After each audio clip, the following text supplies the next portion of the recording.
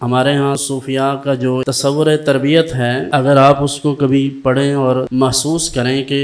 کبار صلحاء جو ہیں ہمارے بزرگان دین، انہیں جو مقام مرتبہ نصیب ہوا ہے تو وہ کسی کو گھر بیٹھ کر نصیب نہیں ہوا، بلکہ انبیاء کرام علیہم السلام کو دیکھیں، نبی مکرم صلی اللہ علیہ وسلم کی حیات طیبہ کو دیکھ لیجئے کہ حضور کی ولادت باسعادت سے لے کر حضور کے وصال ظہری تک زندگی میں کوئی ایک گوشہ بھی ایسا نہیں ہے جہاں آرام نام کی کوئی چیز ہو۔ اطمینان اور چیز ہے اور آرام اور چیز ہے۔ تو اس لیے جو صوفیاء سے منسلک لوگ ہوتے ہیں انہیں اپنے آپ کو ذہنی طور پر، جسمانی طور پر ہر طرح کے معاملات کے لیے تیار رکھنا چاہیے، اور کم از کم وہ معاملات جن کا تعلق ہماری اپنی ذاتی اصلاح سے اور تربیت سے ہو۔ کبار صلحاء میں سے حضرت شیخ ابوبکر شبلی علیہ الرحمہ کا نام بہت بڑا نام ہے۔ یہ نہاوند کے رہنے والے تھے اور فقہ مالکی میں بہت تبحر رکھتے تھے، بہت بڑے عالم تھے، اور علوم ظاہرہ کے بعد دل میں یہ خیال آیا کہ تھوڑا سا دھیان اس طرف ہونا چاہیے جو اصل مقصود ہے۔ کسی نے انہیں بتایا کہ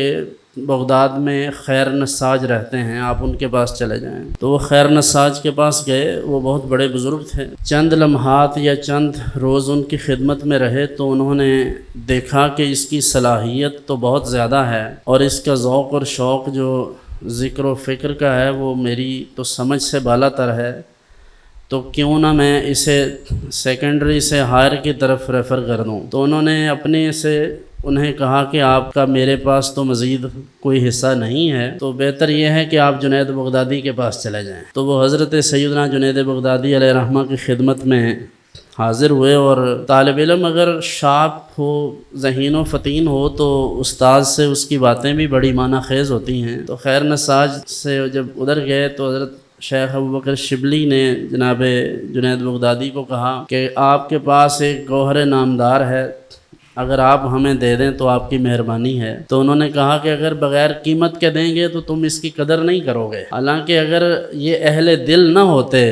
تو ان سے کہتے کہ تم کون سے گوہر نایاب کی بات کرتے ہو، لیکن انہوں نے کہا کہ ہم بغیر قیمت کے نہیں دیں گے۔